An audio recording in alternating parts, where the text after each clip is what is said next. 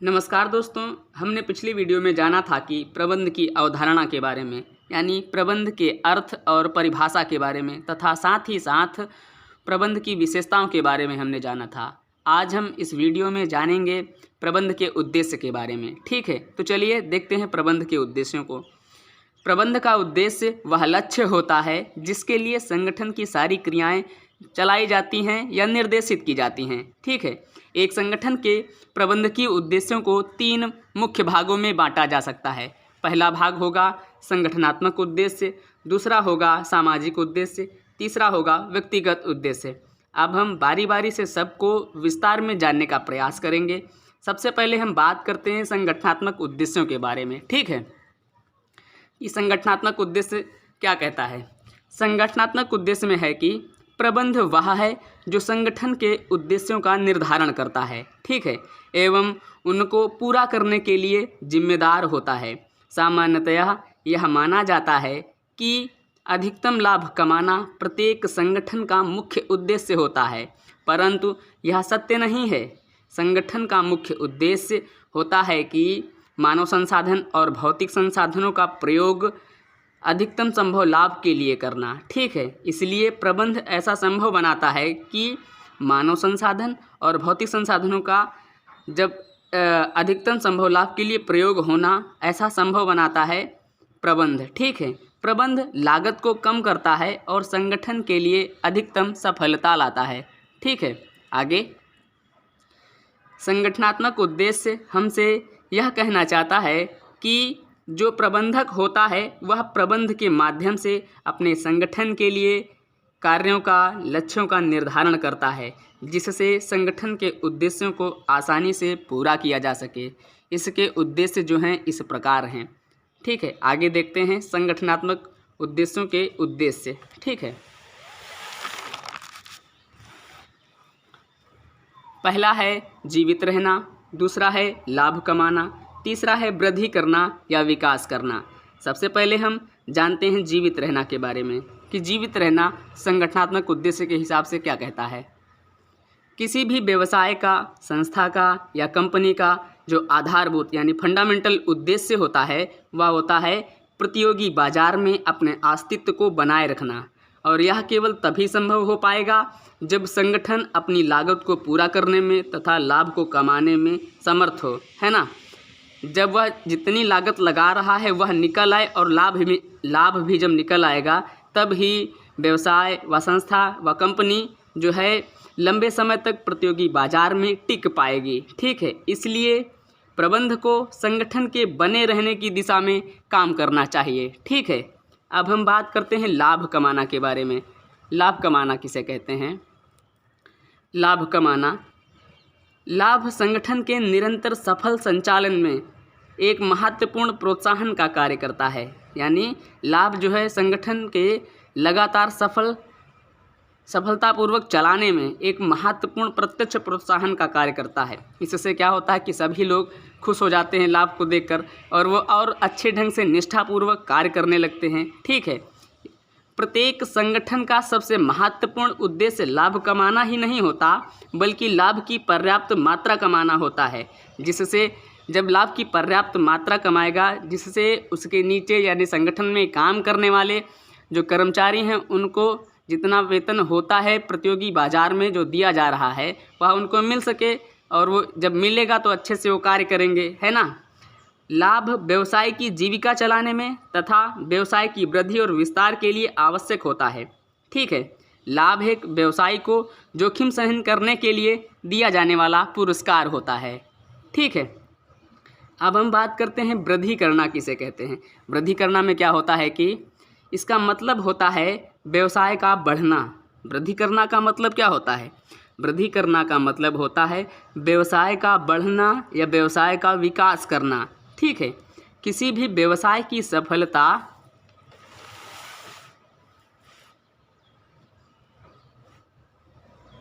उसकी वृद्धि दर से मापी जाती है। जैसे कि एक व्यवसाय है, वह लगातार कई सालों से एक ही उत्पाद का उत्पादन कर रहा है, मतलब केवल बिस्किट ही है तो केवल बिस्किट ही बना रहा है, और उसकी शाखाओं की संख्या तथा कर्मचारियों की संख्या अभी भी उसी पुराने लेवल पर है या उसी पुराने स्तर पर है। जैसे शुरुआत में कोई कंपनी या व्यवसाय या संस्था खोली गई, उसकी केवल एक ही शाखा मान लो है जो वह शुरुआत में बनी थी, और वह एक ही चीज़ का प्रोडक्शन कर रही है। जो जिस चीज़ को बना रही थी केवल उसी चीज़ को कई साल से बना रही है, उसकी शाखाओं की संख्या वही केवल एक ही है, और कर्मचारी जो शुरुआत में लगाए गए थे वही हैं। तो इससे क्या होगा? तो बताइए वह वृद्धि कैसे करेगा और वह कैसे आगे बढ़ेगा? तो उसे क्या करना पड़ेगा बताइए? उसे बड़े पैमाने पर लाभ प्राप्त करना होगा, ठीक है, जिससे वह अपने व्यवसाय की शाखाओं की संख्या में वृद्धि कर सके, अपने व्यवसाय की जो शाखाएं हैं उनका विस्तार कर सके, अलग अलग राज्य में, अलग अलग ज़िले में, अलग अलग देश में अपनी शाखाओं को डाल सके, उनको स्थापित कर सके, ठीक है, तथा कर्मचारियों की संख्या में वृद्धि कर सके। जब कर्मचारियों की संख्या में वृद्धि होगी, शाखाओं की संख्या में वृद्धि होगी, तो उससे क्या होगा? लाभ भी बढ़ेगा ना, और उत्पादों की संख्या में वृद्धि करे। जब शाखाएं बढ़ रही हैं, कर्मचारी बढ़ रहे हैं, उत्पाद भी बढ़ रहे हैं, जिससे वह व्यवसाय में लंबे समय तक टिका रहे, ठीक है। इसलिए क्योंकि अगर आपको लंबे समय तक व्यवसाय करना है, आपको अगर लंबे समय तक व्यवसाय करना है तो व्यवसाय का बढ़ना बहुत महत्व रखता है, और व्यवसाय की वृद्धि इसी रूप में मापी जाती है कि उसकी शाखाओं की संख्या में वृद्धि हो, कर्मचारियों की संख्या में वृद्धि हो, और उत्पादों की संख्या में वृद्धि हो, है ना, कि एक ही उत्पाद का उत्पादन ना करे, कई अलग अलग चीज़ों का, कई अलग अलग उत्पादों का उत्पादन करे, है ना। व्यवसाय की सफलता, व्यवसाय में जो वृद्धि करना, विकास करना होता है, वह इसी रूप में मापा जाता है, ठीक है। अब हम संगठनात्मक उद्देश्यों के निष्कर्ष के बारे में पढ़ते हैं कि पूरा इसका निचोड़ क्या है। संगठनात्मक उद्देश्य का, प्रत्येक संगठन के लिए प्रबंधक कुछ इस तरीके से योजना बनाए, प्रत्येक संगठन में प्रबंधक जो है कुछ इस तरीके से योजना बनाए जिससे वह संगठन ऐसा काम करे कि उसका वह व्यवसाय लंबे समय तक जीवित रह सके, उसको प्रतियोगी बाजार से पर्याप्त लाभ मिलता रहे, जिससे वह अपने व्यवसाय में वृद्धि कर सके, ठीक है, अपने व्यवसाय का सभी पैमाने से विस्तार कर सके। यही है संगठनात्मक उद्देश्य का निष्कर्ष, ठीक है। अब हम आगे देखते हैं दूसरे उद्देश्य के बारे में। दूसरा उद्देश्य है सामाजिक उद्देश्य, ठीक है। सामाजिक उद्देश्य, मान लो कोई एक आदमी यानी व्यक्ति है, वह रहता कहाँ है? समाज में रहेगा ना, समाज में रहता होगा। उस व्यक्ति ने जन्म कहाँ लिया है? समाज में ही तो जन्म लेगा। और वह काम किसके लिए करता है? वह काम जो है समाज के लोगों के लिए करता है, ठीक है। व्यवसायिक संगठन समाज के ही भाग होते हैं क्योंकि वे समाज के अनेकों संसाधनों का प्रयोग करके लाभ कमाते हैं, इसलिए उन्हें भी समाज के लिए कुछ न कुछ अवश्य करना चाहिए, ठीक है। व्यवसायिक संगठनों के मुख्य सामाजिक उद्देश्य इस प्रकार होने चाहिए। कौन कौन से? पहला होना चाहिए रोजगार के अवसर देना, दूसरा होना चाहिए वातावरण को बचाना, तीसरा होना चाहिए समाज के लोगों के जीवन स्तर में सुधार करना, ठीक है। चलिए अब हम इन तीनों को बारी बारी से विस्तार में समझने का प्रयास करते हैं, ठीक है। शुरुआत करते हैं संगठन से, यानी जो संगठन है और उन संगठनों के प्रबंधक द्वारा उस संगठन का प्रबंध कुछ इस तरीके से होना चाहिए जिससे समाज के हितों की रक्षा हो सके। जैसे समाज के जो लोग हैं उनको, यानी समाज के लोगों को, ठीक है,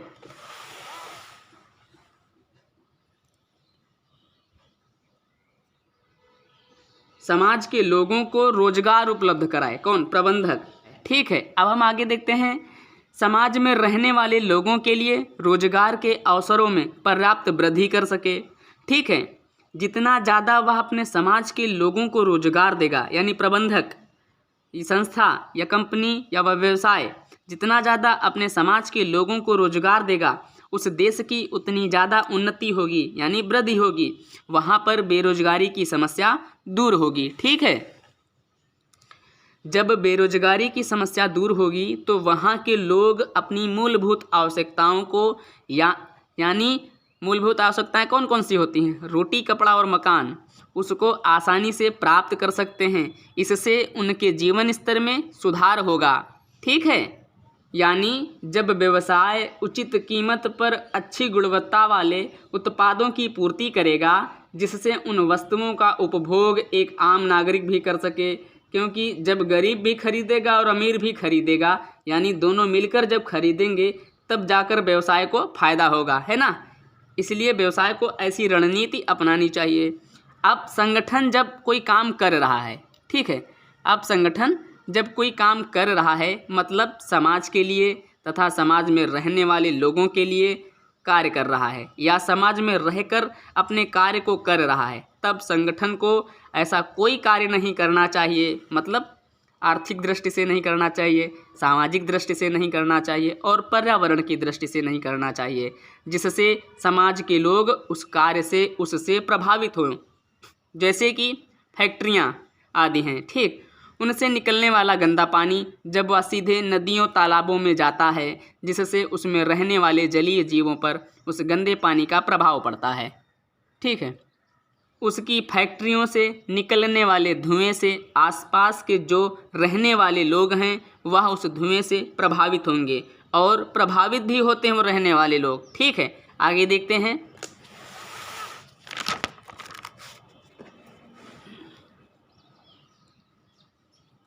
इसलिए संगठन को अपना कार्य इस तरीके से करना चाहिए जिससे पर्यावरण प्रदूषित ना हो, क्योंकि जब पर्यावरण प्रदूषित होगा तो किसी न किसी तरीके से समाज में रहने वाले लोग अवश्य प्रभावित होंगे, क्योंकि यह एक कड़ी है ना। पारितंत्र में क्या होता है, सभी लोग जुड़े हुए होते हैं एक दूसरे से, है ना।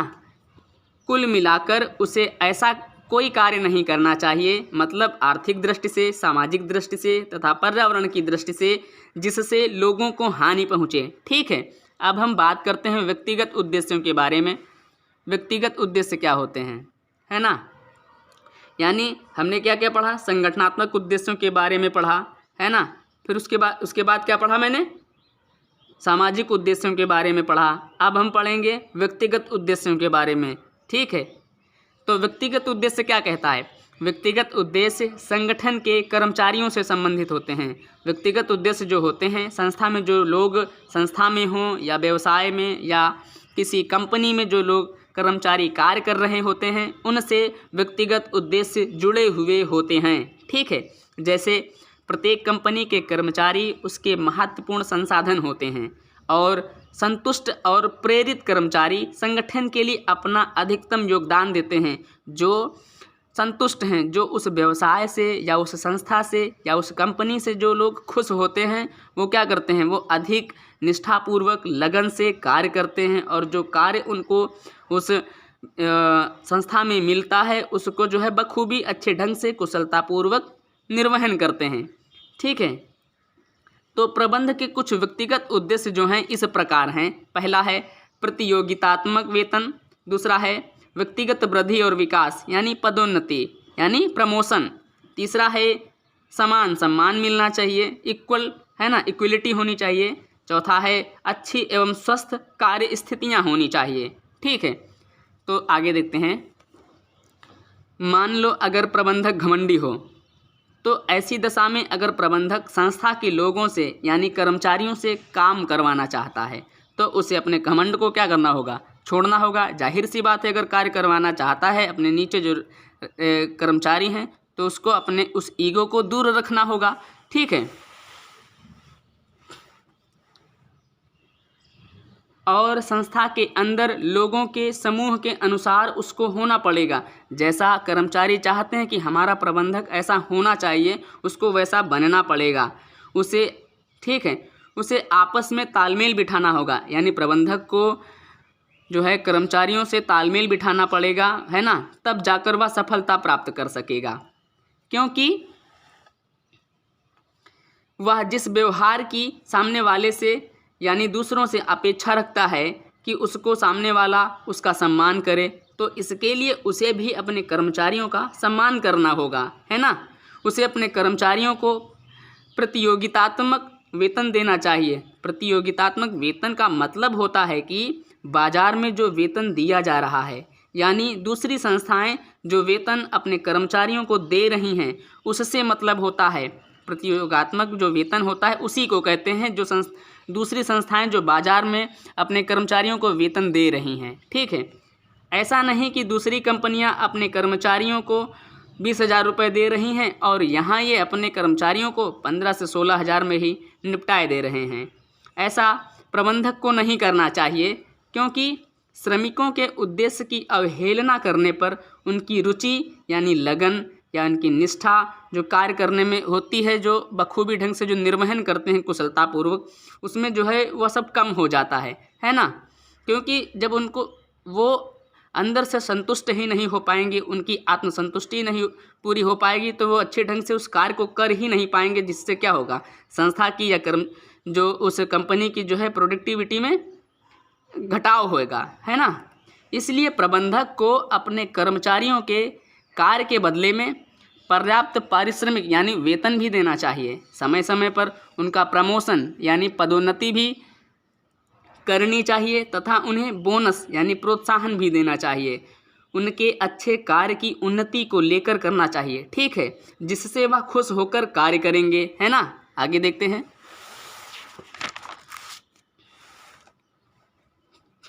इससे क्या होगा, इससे यह होगा कि व्यक्तिगत तौर पर इससे यह होगा कि प्रत्येक कर्मचारी इस आशा से कि उसको भी प्रोत्साहन मिलेगा, उसको भी प्रमोशन मिलेगा, तो वह क्या करेगा और बेहतर तरीके से कार्य का निष्पादन करना शुरू कर देगा। ठीक है, आज हमने जाना प्रबंध के उद्देश्यों के बारे में, यानी संगठनात्मक उद्देश्य, सामाजिक उद्देश्य और व्यक्तिगत उद्देश्य के बारे में। ठीक है, आज के लिए इतना ही। धन्यवाद।